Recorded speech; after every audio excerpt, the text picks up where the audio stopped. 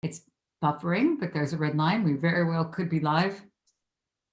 Welcome, everyone. If you are watching, if you're not watching, welcome anyway.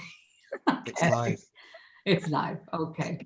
Let's buffering, see. Oh, there we are. Hi, everybody. Okay. Live. I'm going to turn this down. Welcome, everyone. I'm going to pop back over to the Zoom and let's go to gallery view so we can all be there. Yay! Look at this. Welcome, everyone. Yay to the second gathering circle of Living Theosophy and D. And tonight we're starting 7 p.m. British Standard Time, summertime, sorry. We have a lot of folks that are interested in coming in, and I wanted to make sure I can see the YouTube comments as well. If you guys could pull up your YouTube comments, not just Zoom, that would be awesome, because we invite you to participate in the chat. And what we're doing is really just coming up with a place that we can gather and talk. We are all students. We're not teachers. We are just students of Theosophy, sharing our experience and listening to your thoughts and your questions and asking our questions. It's just a place to meet. So it's like a digital, loving community that you are all a part of. So all are welcome. So I'm going to pop over to see if I can get the chats. Are you able to see your chat? There we are. Okay.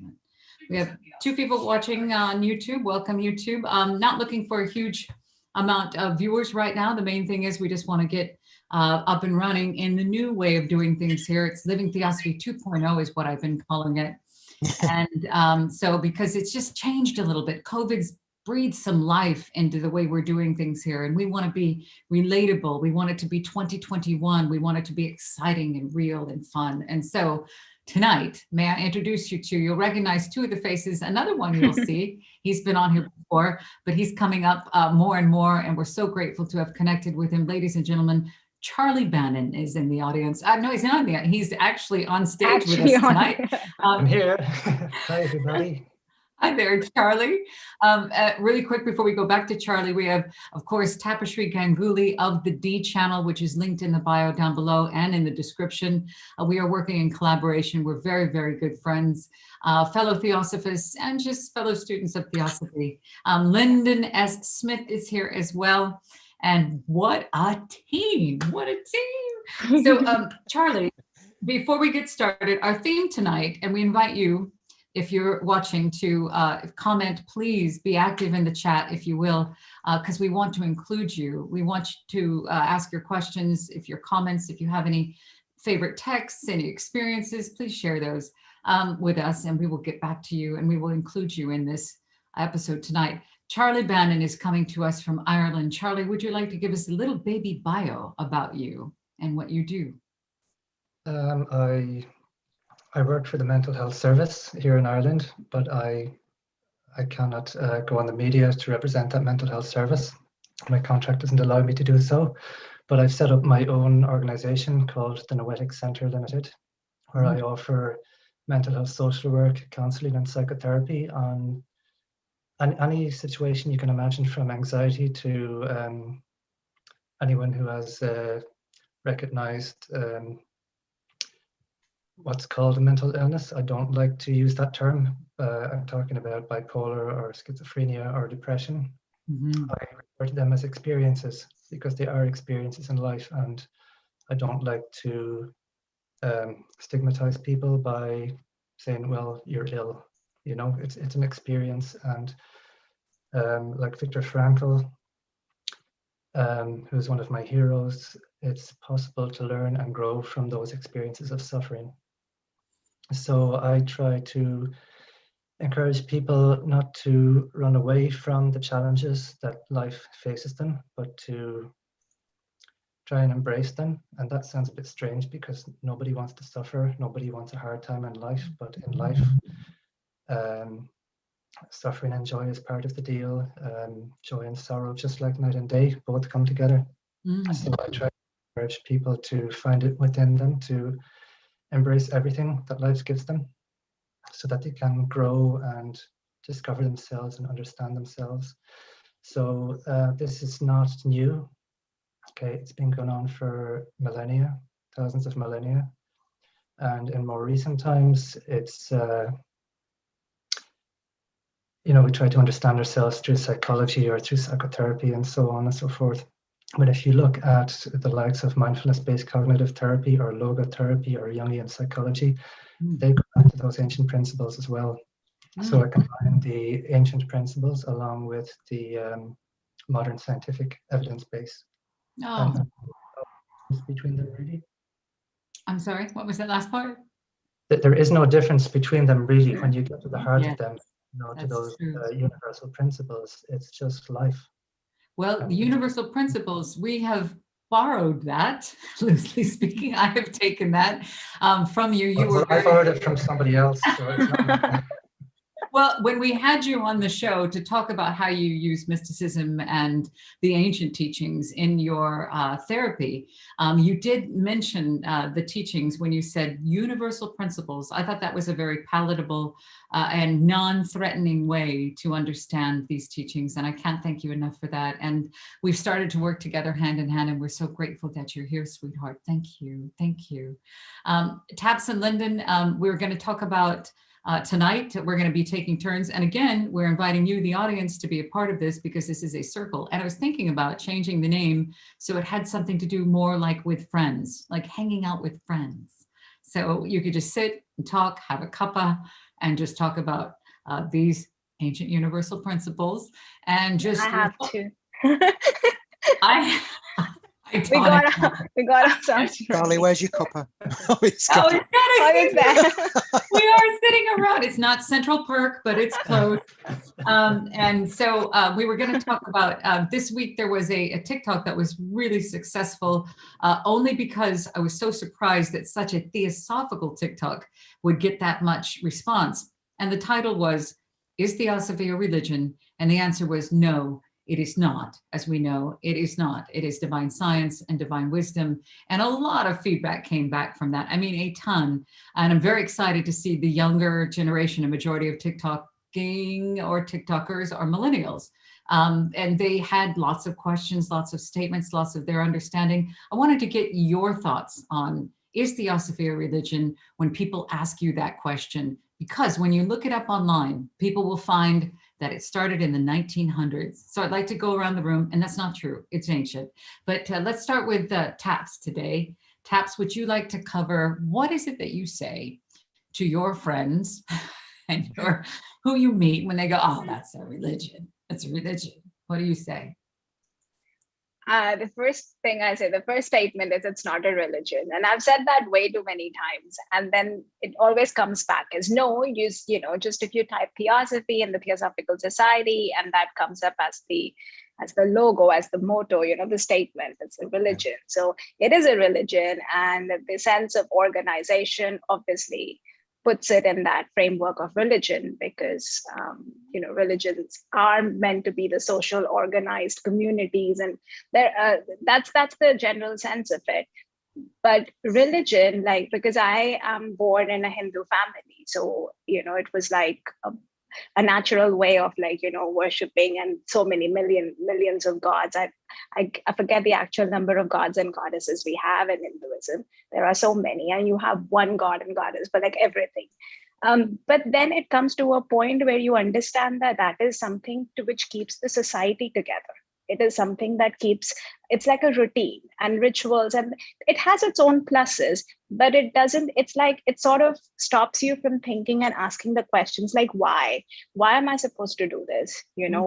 What does it mean to me? And these kind of questions are they don't have an answer when you literally look at it from a religious perspective. Obviously you understand why it is, and the deeper you go into the why, you understand that it has got a universal appeal to it. It's not then just Hinduism or just Christianity or just Islam, that why covers, it's like at a point, beyond a point, it is universal. Mm-hmm. So the principles are the same. And then you break it down into smaller sects and smaller social organized structures, which then adopt this feature of religion that you follow. Now that understanding of asking the why and constantly pursuing that is very hard. Most people don't do it. Firstly, because you don't get that support from the society.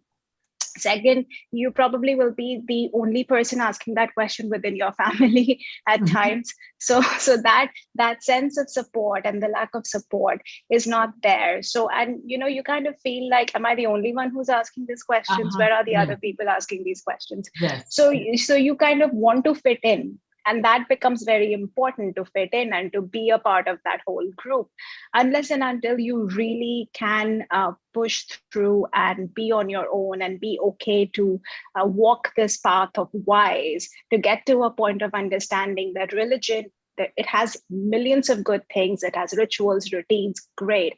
But the why of all these rituals and routines takes you out of religion into a dimension which is theosophy, which is spiritual, which has an understanding of all these different dimensions that way.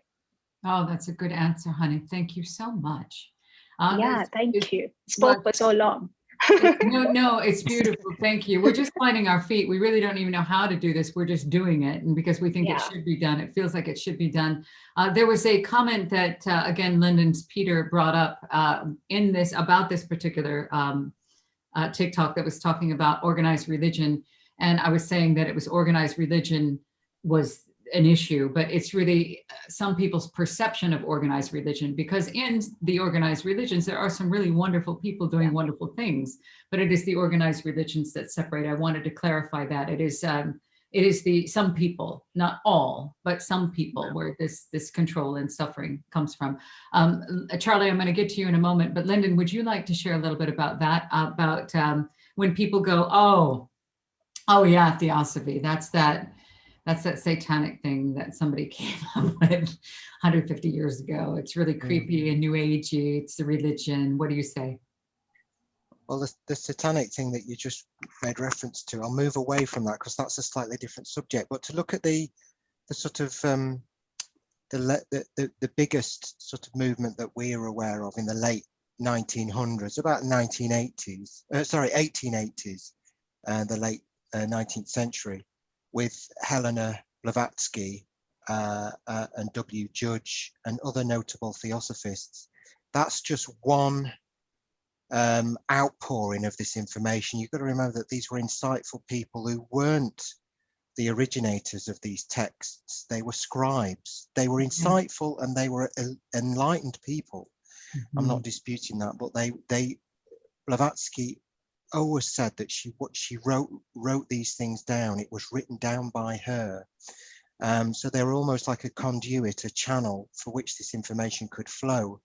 So when you look back historically and you see that every tradition and every ancient way of being, regardless of what century or millennia, regardless of which continent it is, has this information innate within its systems, its cultures, its science, its music, its art, its traditions, its religions, its writings, its methods of looking at the world.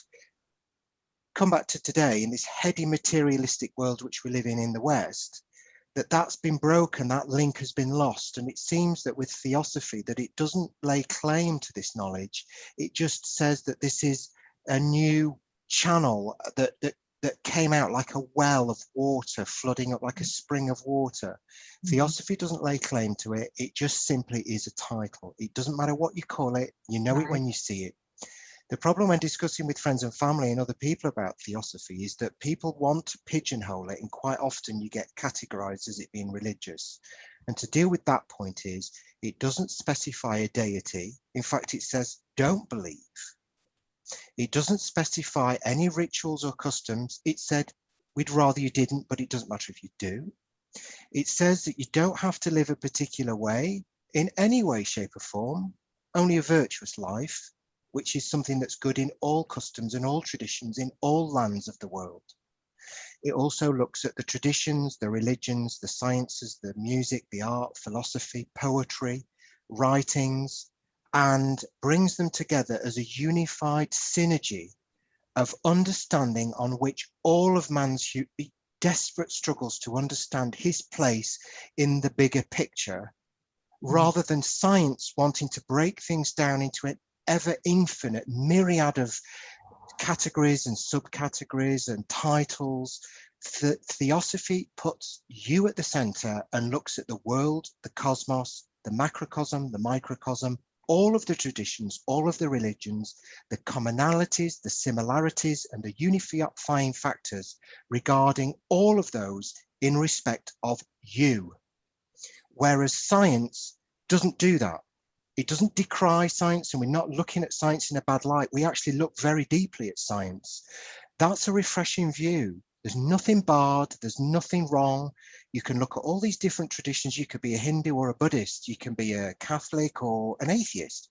You could be a materialist. It could be anything. It doesn't matter. We're all part of the one unified race of people. That's where Theosophy comes from. This isn't a principle that's from 1880. This is a principle that goes back to day one. Adam Kadmon, the beginning of the shattering of the human entity into the 600,000 scatterings, which we now understand as humanity, with all its vices, all its struggles, all its unifying elements, all its joys and pities and woes and aspirations. We are unified as one. That's what Theosophy is for me. Oh my God, absolutely. You always say, oh, I don't have anything to say. And then you are able to absolutely present so beautifully. Thank you for sharing that. Every word that you say, I love that. Now, do you see why we love each other? There's a lot of love here and very well explained. I want to say hi to Ancient Rosewater and to Gian for coming in. Gian and Ancient Rosewater are both very dedicated visitors. Oh, okay. We have here really quick. We're going to come to you, Charlie, in a moment, just really quick. And I know that Charlie is not, he's not coming from the Theosophical Society. And even though we are members, you don't have to be able to study these principles, these ancient universal principles. Yeah. They're free. They belong to everybody. You can if you want to, but you don't have to.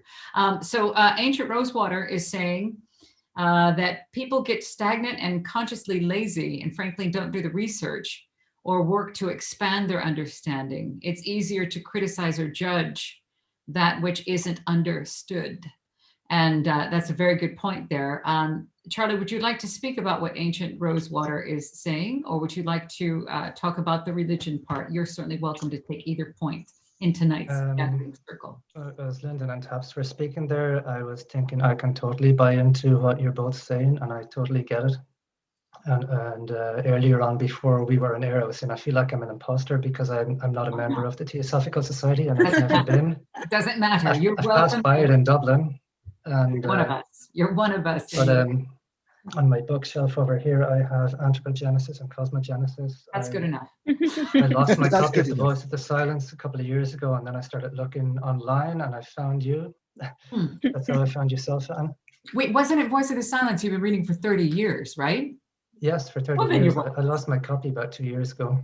Oh. But anyway, no, I was a member of another organization called New Acropolis and for about 20 years. And there was a former member of the Theosophical Society back in the 1950s. He left and set up this organization. Brought a lot of those teachings of Blavatsky and others also. But I don't get any sense that Theosophy is a religion. I don't at all. I mean, I've no interest in religion personally. I mean, I'm interested in the ancient principles, the common principles, the universal principles that are there in religions, that are there in the origins of them. But I don't have any interest in belonging to one particular religion or another. Because at some stage in my life, in my early 20s, I looked at every religion I could find, and I found like the framework was always too small for me. I needed something bigger. And I honestly and truly, I need a framework that is ever expanding. As I discover myself more and I discover more about life and meaning in life, the framework is always expanding. So, you know, you've never asked me to believe in anything or to adhere to any doctrine or anything like that. It's just like you heard what I was doing and you supported me, and you accept people for who they are without trying to change them. Yeah. So it feels spiritual, but not religious for me. Oh, bless. That's so beautiful. And if you take that away from me, I don't know who I am. I understand. I Yeah, I understand. understand So that. the thing is, I mean, the world is full of all sorts of people, and as Lynn had said, there are some really good, as you said as well, and there are some really good people in religions. You said it 2 times, but they understand those universal principles in their own way, like love. I mean, everybody wants love. Everyone wants justice. But if you give that to me in a religious framework, it's too small. I need something much, much bigger. Wow. So if I were to, like in my profession, I even in my life, I try to meet people where they're at. Mm. And if Bhagavad Gita or Voice of the Silence is too much for them, I just give them a little bit. You know, you don't have to be controlled by your thoughts. Let's do some mindfulness. You can slay the slayer, but in words that people understand. And that could be a religious person or an atheist. It could be anyone, and they can all tune into that.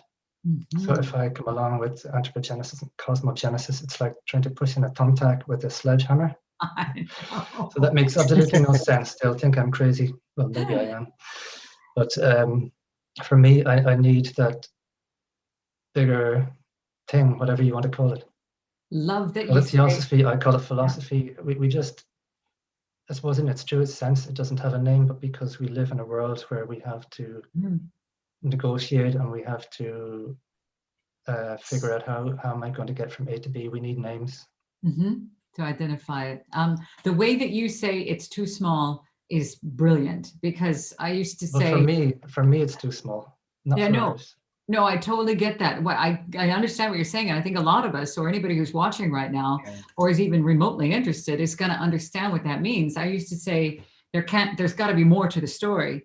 And that was never even adequate enough. But when you said it's too small, that's exactly what it feels like. It feels like it's great, but there's got to be, there's more of the story, but it's too small is a very good way to say it. And the reason we embrace and love you is because we're obviously vibrating at the same thing. You have such an empathetic and compassionate heart.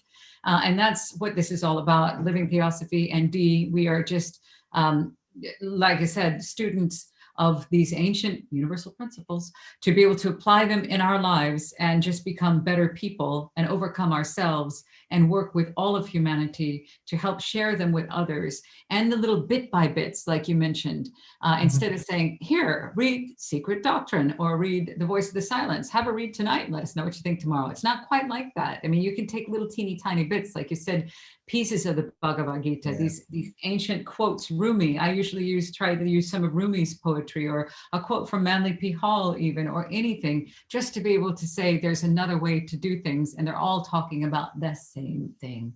Yes, so thank and you. can I just add one more thing? I mean, Yeah. people might look at us and say, I don't understand you. I mean, the thing, well, that's okay if you don't understand, but we all have our needs. And I think if the 4 of us and others listening in were to deny those needs, we would just be so unhappy. So who are others to deny us what we need?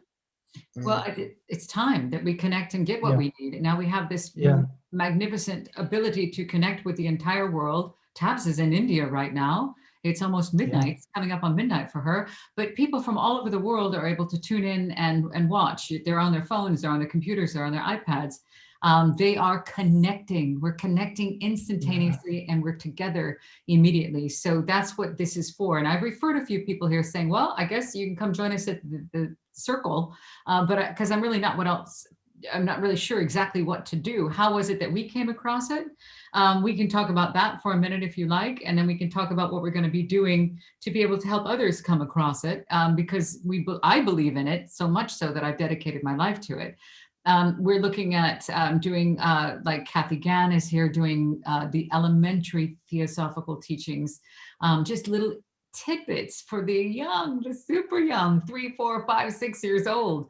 We have other presentations that we're hoping to be able to do. That's not just a presentation, but interactive courses and activities, and having Charlie possibly having if he wants to have his own what do you call it, playlist in here. We have the Blavatsky Lodge having a playlist here. Dee has a playlist here. We'd like to have this going round the clock, 24/7, 365 is what I'd like to have, because I'd like to be of service, and I'd love to see more channels like this pop up all over. If you're inspired and you're watching and you see ancient teachings for a modern world really tick your box, please do so. That's what we're here to do, to be of service to humanity, to help ease the unnecessary suffering of all beings on our planet. So I know we have done an episode before what we said, what Theosophy means to us, but it is now after COVID, things have changed, the channels have evolved. Lyndon and Taps and Charlie, if you'd like to talk about what it was that for you personally, when you decided that whatever religion you grew up in or whatever conditioning you had early on in life led you out of that and into the ancient teachings. Would you like to start, Taps, on that, please? My thought was, so I mean, I couldn't, my mother was off to bed, but I would have loved if she would have come in and said and admitted how I was scolded for not following the rules in the house, for not doing the rituals the way, it was followed through in the house and in the family.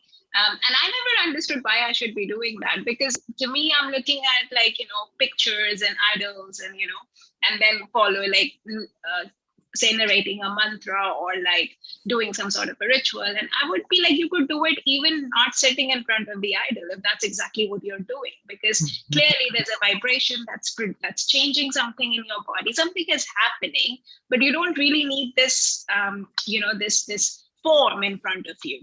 So it could be formless as well. And then I realized, for me, it was like, I realized that the me that goes to class, say standard, the first grade, is not, then I kind of finish the grade 1 and then I go to grade 2. So clearly that's impermanent in my life, and everything that way is very impermanent. So then what is permanent? And there is a constant change. So I could never understand why there was a constant need and a constant holding on to something. So this reality never seemed like a reality to me. It was an ever-changing state. And I was like, well, that's not real because it's changing. So then what is real? And that kind of led me into understanding that there is a bigger, the theosophical texts, especially the Secret Doctrine and the Voice of the Silence, they summarize things in English. So that language was very easy for me to understand as opposed to understanding Sanskrit, because I never studied Sanskrit, to understand the words and the vibrations of the language. So then I realized, okay, so here is it, a synthesis of all these whys that I keep asking, the constant changing, the forces and the mechanisms. And that was fascinating. And I was introduced to Theosophy actually by a co-passenger on a London-San Francisco flight. So this man started talking to me about Theosophy out of the blue. And I was like, yeah, maybe something. And then I kind of got hold of Secret Doctrine from Amazon first. And then later on, I came into reading the text. And I was like, okay, here it is. So that was my journey into it. So it was kind of a relief in a way, because I understand that form, to visualize something, to do something, some people do stick to forms, and then there is a formless. So that transition is very difficult for many people. So they prefer forms. But then if you look at, you should do both. I think for me, it's much easier. The formlessness is much more appealing to me rather than the forms. The forms are restrictive. That's what I feel. Do you remember that man's name on the plane? Did you ever, you did not exchange information? You did not? Easy. Who would just on an 11-hour flight just talk to you about something completely out of the blue? but we chatted through, and I'm so thankful and grateful wherever he is. I don't know who he is, but wherever he is, thank you. We're grateful too. Yeah. I think it's a very powerful story, because it was obviously a meant to be situation, but if he hadn't been there, we wouldn't be here with you today. And I'm so grateful for that. Lyndon, I know you go way back in your theosophical journey.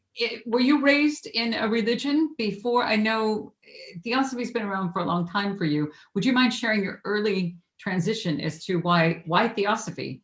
as opposed to any other religion, please? Well, I mean, you can come, the end goal, what we all want to achieve, that point, that place where the great ones have gone and transgressed, sorry, not transgressed, transposed. So the Bodhi tree for Buddha, Jesus with the resurrection, all the great people who have gone before. There are great people who've gone before, and you've got to remember they weren't religious people in the context that the Bible didn't exist for Jesus, that this is something that you can do without any construct at all. But there are great ones who have gone before. So to pick up on something that Charlie said before, that any religion, not confining or restricting, but Theosophy gives a greater expanse, a broader understanding, a deeper understanding, a wider understanding of all the traditions and religions.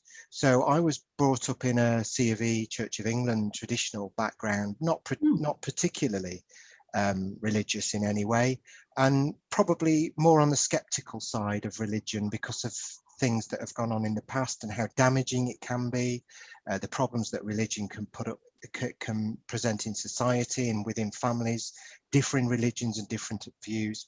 And here we have this element, this other thing, this ancient wisdom which stands separate, which is not a religious way of looking at the world, which includes things like what is life, what is death, what is my place in life, what is the ego? How many parts are there to me? Why is there an outside to me and an inside to me? Why is there a yesterday and a tomorrow and a today? What are all these things? It also looks at all the words, like what does religion mean as a word etymologically? What does science mean etymologically?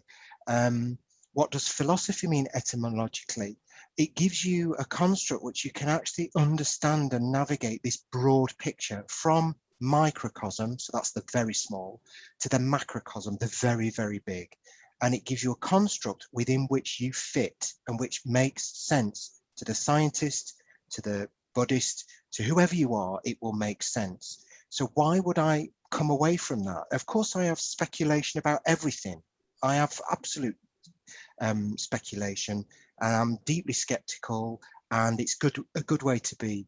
There's nothing in Theosophy that would run against that and say, this is what you've got to think, this is what you've got to believe, this is a doctrine. You can choose, but it makes sense. And it draws on all traditions and all faiths, all sciences, and it concludes things and observations which science, the traditions and faiths don't necessarily do in unison. Sorry, singularly, but in unison you can construct and understand what all these things are. What the hell am I doing here? Why am I here? Why are you different from me? What is something that's dead as opposed to something that's alive?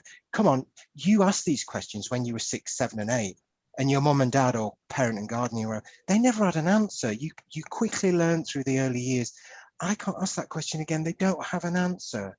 And there are answers there. Theosophy will give you them. Oh my God, you're so good. You're so good. The way you phrase it, I'm serious. Okay, I want you to watch, folks. If you are watching this episode right now, please keep an eye out for more of Lyndon, Taps, and Charlie on their own, to be doing their own theosophical shorts and their own special things, because Living Theosophy is not just my talking head as it's been for the last decade. It is going to be, it's a group. It's actually all of us. It's not just one person doing it. It's never about one individual. It's always about what you're doing inside you. And it is about, it never, the personality, it's always about the teachings, these ancient teachings coming through. We're just sharing our experience. And it is so valuable and so refreshing to be able to have different perspectives here. And we have a few people are here watching. We want to say hi, Charlie. Charlie is here, different Charlie. And Ancient Rosewater is commenting. She's at the park walking around and she sees an owl nearby. I hope that's a she. I'm sorry, I didn't mean to call you a she in case you're not Ancient. But I did mention, if you guys have, if those of you who are watching, we want to include you in the circle. So if you had a question, like, for example, you're like, I'm new here, I don't know what to do.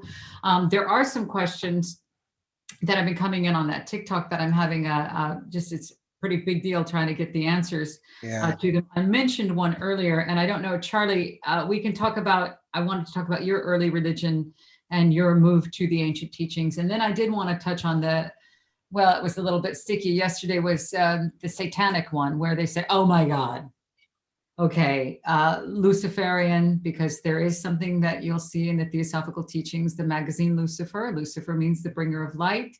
Look it up if you don't believe me. It's mentioned in the Bible once. It is not synonymous with Satan. And I would like to touch on that because that's an important thing.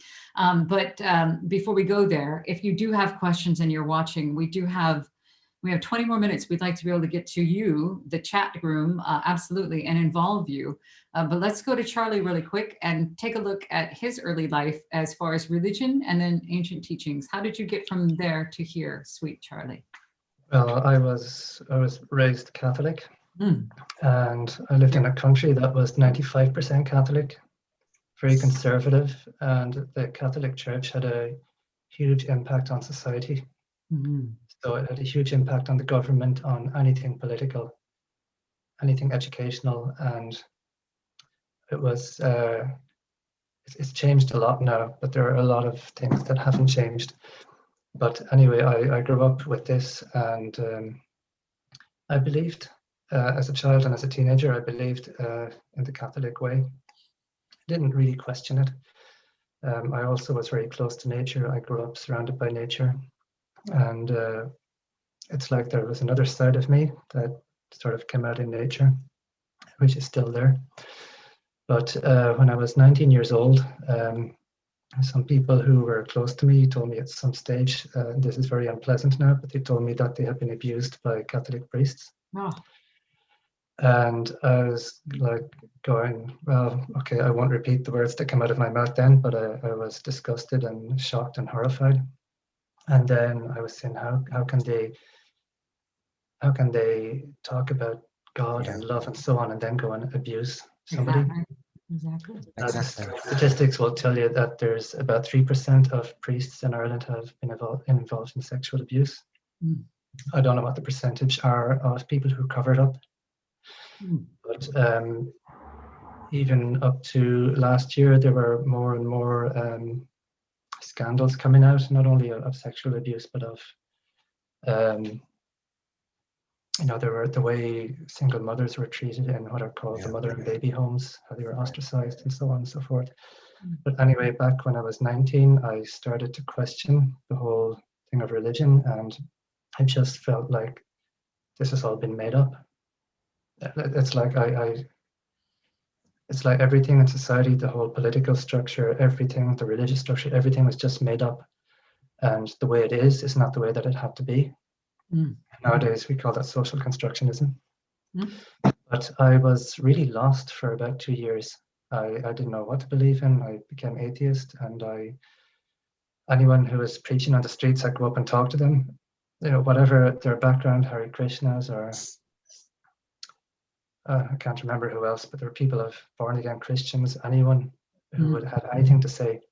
And eventually, I was on my way to work, and I saw a poster for philosophy, psychology, and symbolism. And I had an interest in that one day I might get involved in something like psychology. I had an interest in symbolism, had no idea what philosophy was, but I went along to the introductory talk and realized that philosophy was something that was alive in me, but I didn't know it was alive in me. And that's the organization I went to who introduced me to the works of Blavatsky and many others. So it was just like waking up from a dream. Oh, that's sweet. That was the start. And it's like when, like when you know something, you can't unknow it. Yeah. But you're there like wondering, how did I not know this before when it's so obvious? And here I am 30 years later, just carrying on. Thank you so much. I love this. I love being able to get the backstory, and that we're all here together now, and we're all showing up because there's this unknown way of saying it. I don't know how to describe it, but I know you guys get it, and I know a lot of folks in the chat understand it. There's this call to order. You just can't not do it, and you have to do it. You're out here just doing it, which means what we are doing is we are simply, Taps called it, I think on our last circle, she said, we're like a bridge, you know, Yeah, from she the did, yeah. dusty library to the world. And I was like, yeah, that's it. Where I think of it like a public service announcement. Hey, you might want to check this out because this has changed my life. It could help you too. But we're not here to sell anything but compassion. That's it. And the application of these teachings has changed our lives so much so that we want to share them with you. We have some Ancient Rosewater is commenting, and Gian is saying, Gian says, every time humanity faces problems, there's always one that comes to the rescue. Religions have been playing their part to help us understand more. And Gian, I think that religions, to me, they all have this same stuff, the same wisdom. And then it's mankind that comes in on top of that to structure that, and then in a way to control mankind. And it kind of goes off into the ego of man. Not everyone who is in a religion is like that. But as a quote from one of the masters, it said that 75% of the evil on the planet is due to religion, the division of religion. And so that's just, I mean, I've always felt that way. I thought this doesn't make much sense. It just doesn't make sense. How come we're not, if we're supposed to love one another, why are we blowing each other away? To say that they need to be as loving as we are. It doesn't make any sense. Before we move on, we have a few minutes. I wanted to talk about the relatively uncomfortable part. I have not really broached it much on this channel because I know that the backlash alone, just from sharing the teachings, is pretty big. But there was a magazine called Lucifer that came out at the turn of the century last. And it is a theosophical publication. And Lucifer does mean the bringer of light, the morning star. And it is not synonymous with Satan. But when this TikTok hit the other day, of course, there was some backlash about that. And I wanted to get your thoughts on this and how you might explain this if you come across this in your circles. I usually never really address it because I'm thinking if they go deep enough, they're going to be able to figure it out for themselves. But how do you do it to the masses, and how do you present it to those who are going to prejudge no matter what? It is not Satanism. This is not about Satan. It is about Lucifer. As far as looking at the teachings of Theosophy, Lucifer means, again, let me say it again, the bringer of light, the bringer of light. So that's really difficult for people to, I think it was Pope Gregory. It was Pope Gregory who kind of made them the same. And then Satan and Lucifer became the same. And then all of a sudden, Blavatsky became a devil worshiper. And then Theosophy became satanic. But that's not the case. So would you like to expand on that? Taps, no pressure, but would you like to go first? He comes to me with these kind of controversial questions, you know? It's only you asking me such questions. I'm getting asked them, and then I thought I'd share it with you guys. Any of you want to take the question? How would you answer that? It's just a way to be able to broach what we probably should, because it's going to come out anyway. And I think it's important that we address it. So anybody who feels comfortable, or if you don't, we don't have to, because it's a friendly circle and you don't have to feel like you're on the spot. I'll have a bash, Anne, if I can. Go, Lyndon. Oh, wait, Taps is talking. Taps is talking. Taps is talking. Let Taps speak. Sorry, Taps. I'll let you speak. We can't hear you. Can you hear me now? Yes. Yeah, now we can. Now we can. So basically. And now we can't. Oh. No. You can? Ish. No. We can now. Now we can. Lyndon, go. Oh. Okay. Oh, I'm sorry. That's all right, honey. I'm sorry. Go ahead, Lyndon. Thank you, Taps. Sorry, Taps. I don't want to talk over you, but it is breaking up. For me, I think the most important thing to look at, and we could talk about the etymology of the word Lucifer, and how that is a light bringer, and it's always associated with the planet Venus, and how Lucifer appears in Christianity. It also appears in classical religions, lots of different ways that Lucifer appears. The thing I want to look at here, the key point I want to look at, is that always look at the etymology of the word that you're considering. Catholic means to unify. It does, which is Yeah. crazy. Huh, Look Charlie? at religion means religaros, means to religature, to join together. Mhm, Spirit means respirate, to breathe. mhm. Look at the commonalities in the word. So let's look at the word spirit, right? Okay. We always use the term. We never really understand what we mean. We use it interchangeably with the word soul in the West, or particularly in Britain. So spirit, soul, it can kind of be used the same. What am I actually saying here? Let's look at these things. Theosophy will tell you. Then Theosophy will go way deeper. It will say, well, actually, that's the Tao in the Tao, that's Taoism. So that's Qi in the ancient Chinese tradition, prana in the Hindu traditions, the Western traditions, the ancient Aboriginal, the ancient North American tribes speak of it in different terms. So Theosophy will look at all the commonalities, look at the threads, look at what we're actually meaning. So to go back to the first point, look at what is actually being said, go to your dictionary, go to your thesaurus, Google it, research it, find out what the hell they mean. What is actually being said here? What is heaven mean? What does hell mean? What is the common phrase, seven heavens? Why do we throw salt over our shoulder? Why does nobody walk under a ladder? Why does this one? Ask, seek, seek, seek. The answers are buried deep down. What are fairies? What are goblins? What are sprites? What are ghosts? They keep appearing in all traditions, in all lands, regardless of what eon they were.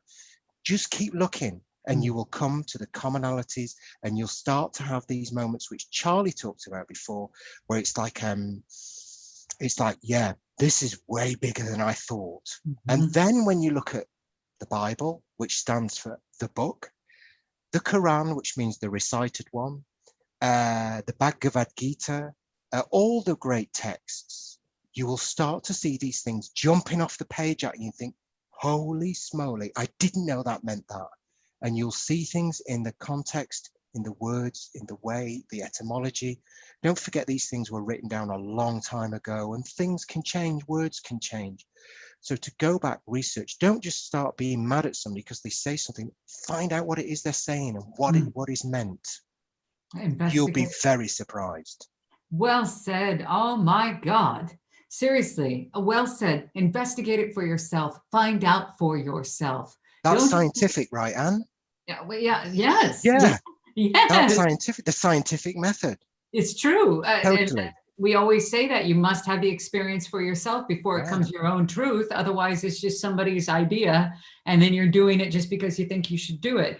But very well said about that. Look at the etymology and understand and find out for yourself. That's why we're saying, don't listen to us. We're just sharing our experience. It's really helped us. It's changed our lives. It's changed my life in such a massive way that I recognize its importance. And to me, it feels like the Holy Grail. And I want to go, here, look, you can have this too. And so that's why we're doing this. And that's why we're doing any of this on the Living Theosophy channel, or any of the work that you see here, or on the social media platforms. I mean, it's 24/7 here, all the time, 24/7. I go, what am I doing this for? Oh yeah, that's right. This is really good stuff. This is amazing. I am not getting anything for this. We're not making any money for this. This is what we are doing because we believe in it. And I believe in the future of humanity. We all do.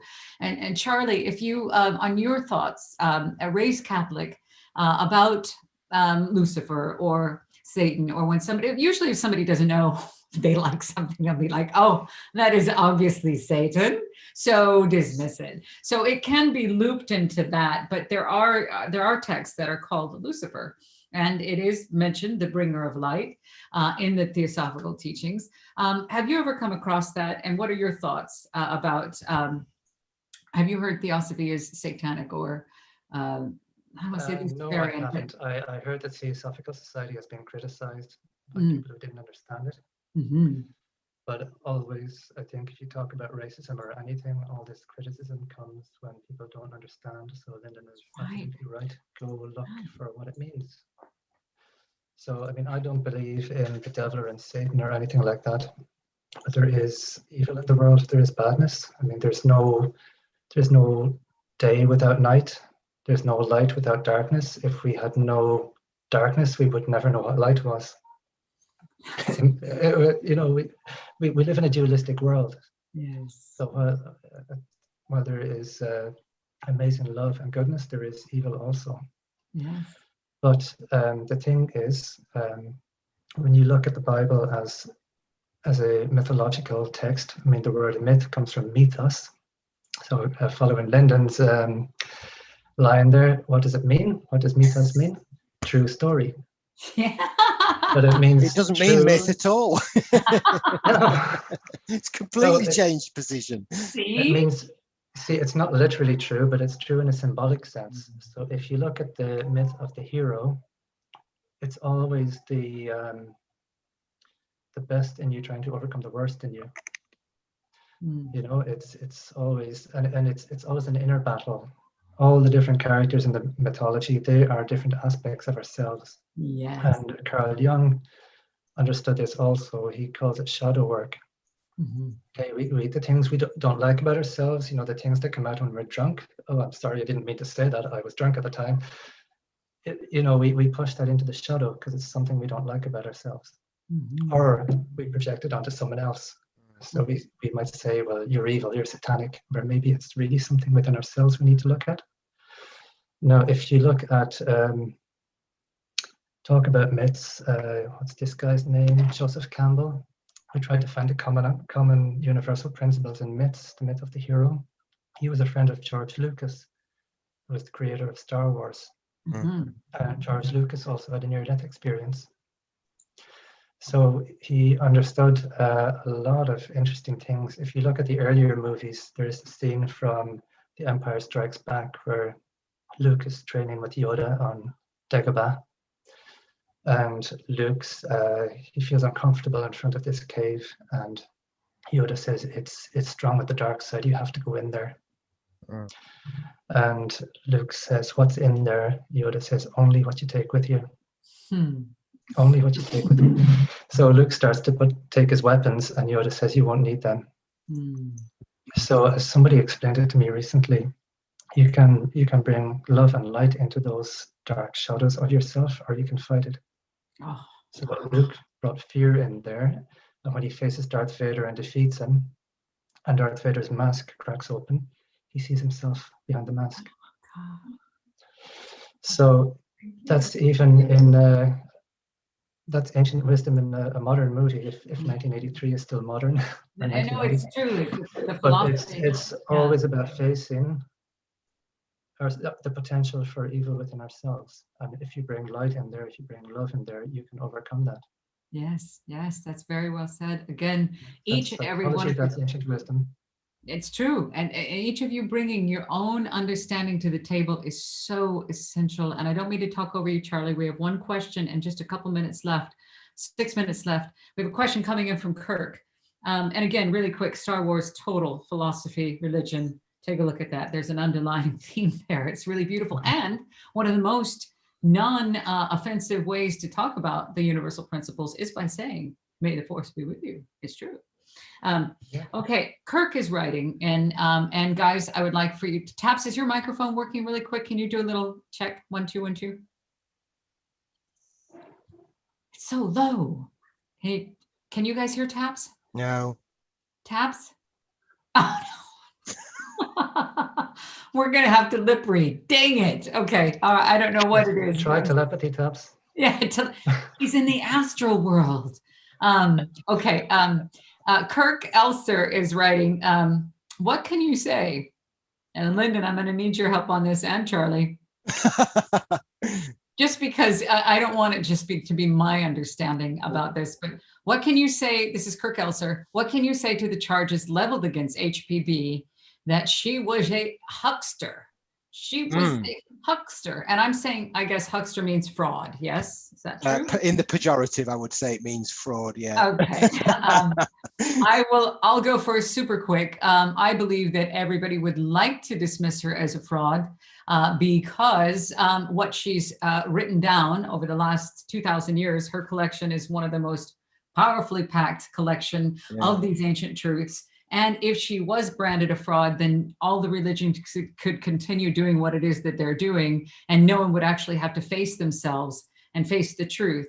So of course they're going to label her a fraud.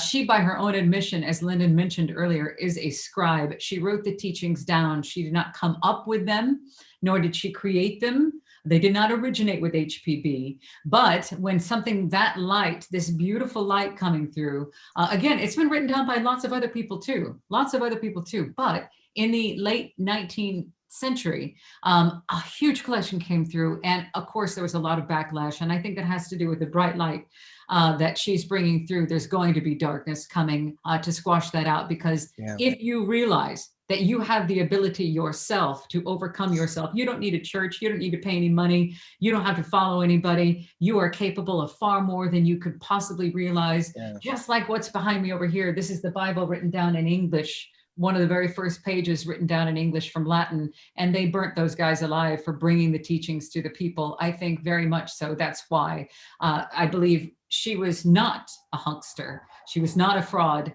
but she was branded one because of what she was doing, which is very important work for the sake of humanity. And I'm going to give the next one to Charlie, and then we'll go to Lyndon, and Taps will have to speak with her eyelashes at us. Charlie, do you have any thoughts on that? That she was a fraud? I disagree. I mean, I'm not going to try and convince anyone. I think people who put their neck out there there's always people ready to criticize. I mean, if you try and understand what she did, find out for yourself. Don't worry about what other people say. Right. Perfect. That's all I can say. Find out.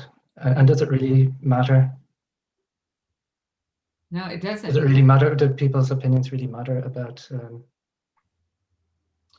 what she was or wasn't? She was what she was. Greatly slandered, and life was threatened. All kinds of stuff. I mean, she was married off against her will at the age of 17. She said no. She traveled the world disguised as a man in a time when women weren't supposed to break the mold. She got into Lhasa in Tibet. She traveled to Egypt, to China, to bring those teachings back to the Western world. Yes, and she went and got them. You're right. She went and got them. Yeah.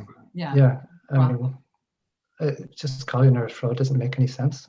I think it's just it's sour grapes, and they'd love to squish it now, wouldn't they? Lyndon S. Smith, for the close. We're going to you on your thoughts about HPB being what they call it, not a hipster, a huckster. A huckster. So, if you want to say that, that's fine. If you want to believe that, that's fine. Go and look at the books, read. When you've looked at what's written, and don't forget, it wasn't written by her, it was scribed by her. There's a world apart here. Look at what's put down by that individual. It doesn't even matter. Helena Blavatsky's name is irrelevant. It's what chimes, it's what rings, it's what resonates, it's what is in your heart.